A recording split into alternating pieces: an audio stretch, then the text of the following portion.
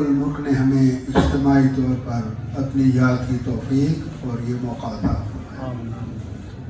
لاکھوں کروڑوں درود و سلام آقا دو جہاں محمد مصطفیٰ صلی اللہ علیہ وآلہ وسلم کی ذات اقدس پر، جن کے طفیل مالک الملک نے یہ کرم نازل فرمائی۔ اللہ سبحانہ و تعالیٰ کا قرآن حکیم میں ارشاد ہے، اعوذ باللہ من الشیطان الرجیم، بسم اللہ الرحمن الرحیم، یا ایہا الذین آمنوا ادخلوا فی السلم کافۃ ولا تتبعوا خطوات الشیطان انہ لکم عدو مبین، صدق اللہ مولانا العظیم۔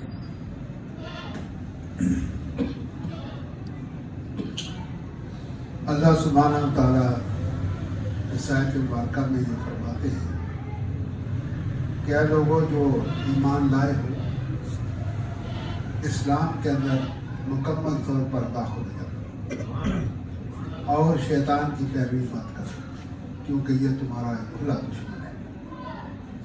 اللہ سبحانہ و تعالیٰ نے انسان کو ایک اشرف المخلوقات کی حیثیت سے پیدا فرمایا، اور اس کی جتنی بھی ضروریات زندگی یا زندگی قائم رکھنے کے لیے جس جس چیز کی ضرورت تھی، اللہ سبحانہ و تعالیٰ نے وہ سب تخلیق فرمایا۔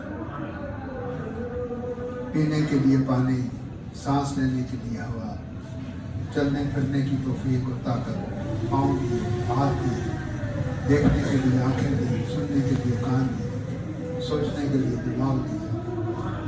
ہر نعمت سے اللہ تعالیٰ نے انسان کو سرفراز فرمایا، بیوی دی، زندگی کا ساتھی، اولاد دی، بچے دی، بہن بھائی دی۔ سچ کہتے ہیں فَبِأَيِّ آلَاءِ رَبِّكُمَا تُكَذِّبَانِ، تم کون کون سی اللہ کی نعمتوں کو ٹھکراؤ۔ ہر چیز سے اللہ تعالیٰ نے انسان کو نوازا ہے، اور اللہ دلوں کے بھید جانتا ہے۔ ان اللہ علیم ذات الصدور، انسان اگر سوچتا بھی ہے، کسی چیز کا خیال بھی ہے اس کے دل سے گزر جائے تو اللہ تعالیٰ اس سے بھی باخبر ہے، علم رکھتا ہے۔ اگر کالی سیاہ رات ہو اور پہاڑ کی چوٹی پر ایک کالی چونٹی چل رہی ہو، تو وہ بھی اللہ کے نوٹس میں ہے، اس کے علم میں ہے، کوئی چیز اس کے علم سے باہر نہیں، ہر چیز جانتا ہے۔ تو آخر میں اللہ سبحانہ و تعالیٰ نے یہ سب نعمتیں عطا فرمانے کے بعد اللہ تعالیٰ نے انسان کی ہدایت کے لیے آسمانوں سے کتابیں نازل فرمائی اور اپنے انبیاء کا ظہور فرمایا۔ تمام انبیاء کم و بیش 1,24 سال اس دنیا میں تشریف لائے اور اللہ تعالیٰ کے احکامات عوام الناس تک پہنچائے، خود اس پر عمل پیرا ہوئے اور لوگوں کو عمل کرنے کی دعوت دی۔ آخر میں اللہ سبحانہ و تعالیٰ نے اپنے محبوب محمد مصطفیٰ صلی اللہ علیہ وسلم رحمت للعالمین بنا کے اس دنیا میں بھیجا۔ خود نے اس کا اپنا نام رکھا ہے رب العالمین، تو رب ہے تمام جہانوں کا، اور اپنے محبوب کو رحمت للعالمین کا خطاب عطا فرمایا۔ قیامت تک کوئی نبی نہیں آیا، کوئی آنے والی دنیا جو بھی دارہ اسلام میں داخل ہو وہ کلمہ نبی پاک صلی اللہ علیہ وسلم کا ہی پڑھے گا، اور کتاب بھی یہی جو ان پر نازل ہوئی، جس کے لیے اللہ تعالیٰ نے فرمایا کہ میں نے تمہارے دین کو مکمل کر دیا ہے، آج تمہارے دین کو مکمل کر دیا گیا اور دین اسلام کو تمہارے لیے پسند کیا۔ عزیزان گرامی، یہ جو دین اسلام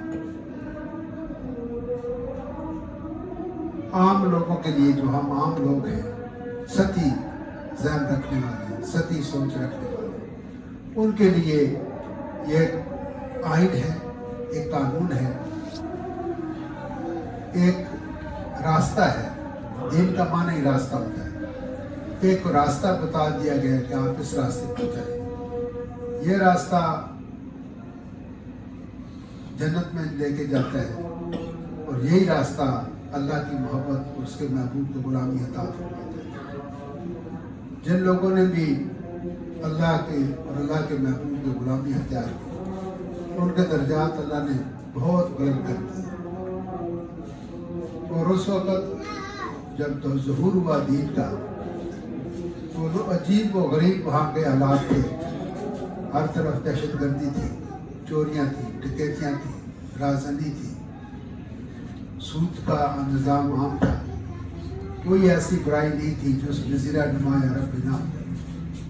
لیکن جس وقت حضور علیہ السلام کا ظہور ہوا, آپ کو نبوت عطا ہوئی اور آپ نے اللہ کا پیغام لوگوں تک پہنچایا جو کہ مسلمان نہیں تھے, کافر تھے, اور ان کے پاس اپنا ایک دین تھا, کوئی شرک تھا, کوئی کفر تھا, جو بھی وہ اس پر کاربند تھے. اور جو بھی اس دائرہ اسلام میں داخل ہوتا تو ان پر وہ لوگ تشدد کرتے, ان کو سزائیں دیتے. سیدنا ابوبکر صدیق بڑے ایک رئیس خاندان سے تعلق رکھتے تھے, بڑے رئیس تھے.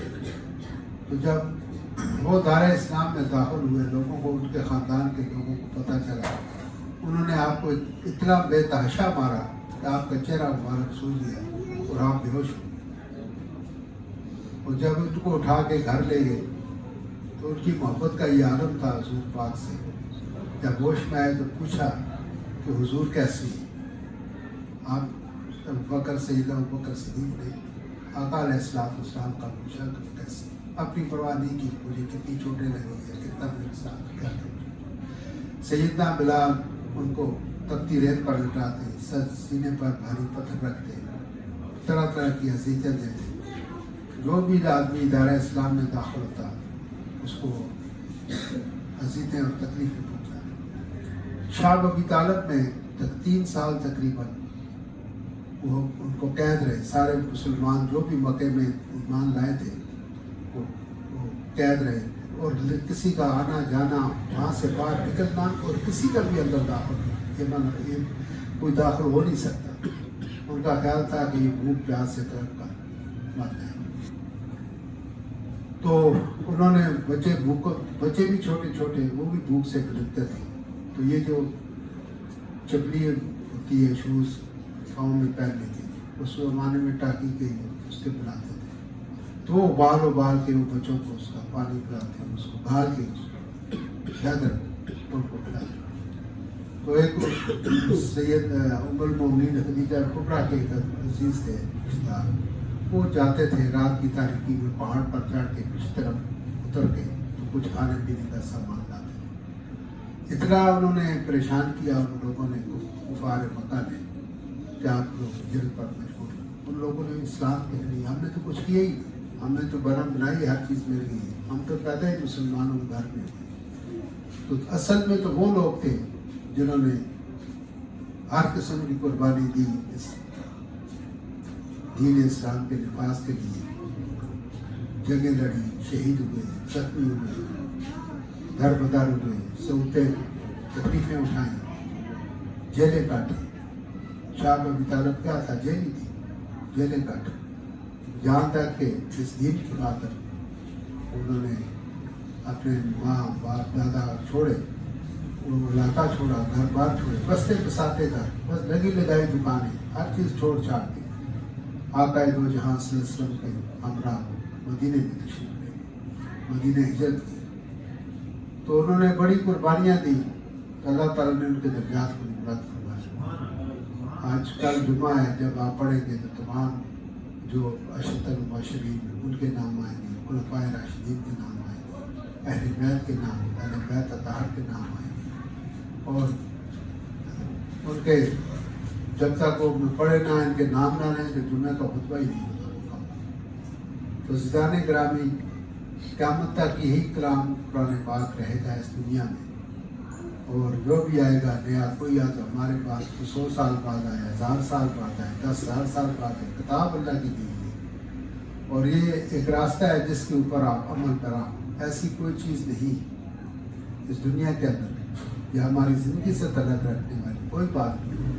تو وہ سنت رسول کے اندر اللہ کی پاک کلام قرآن مجید کے اندر موجود ہے. پڑھنا چاہیے اور اس پر عمل کرنا چاہیے. نفاذ سب سے پہلے اپنی ذات پر ہوتا ہے, دوسرے پر نہیں.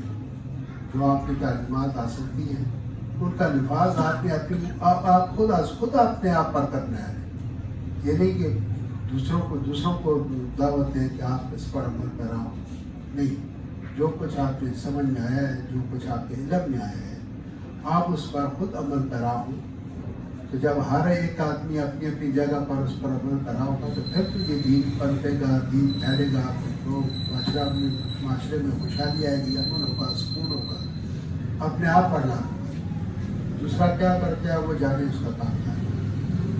آپ نے کیا کرنا ہے یہ آپ کی ذمہ داری ہے، کیونکہ جب جائیں گے ہم اس دنیا سے تو نہ تو بیٹا باپ کی قبر میں ہوگا، نہ باپ بیٹے کی قبر میں، نہ ماں باپ بیٹے کے ساتھ، نہ بیٹا ماں کے ساتھ، کوئی دوست کے ساتھ، کوئی بیوی ساتھ، کوئی نہیں، اکیلی جا.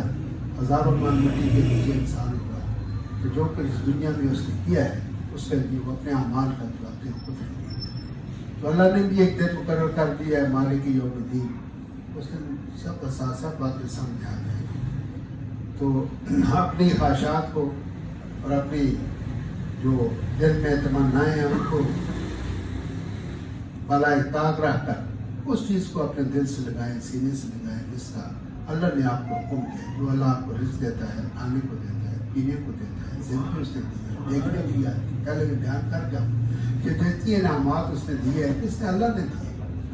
تو یہ زمین ہمارے لیے بنائی، ہمیں پاؤں دی اس کے اوپر چلنے کے لیے ہے نا.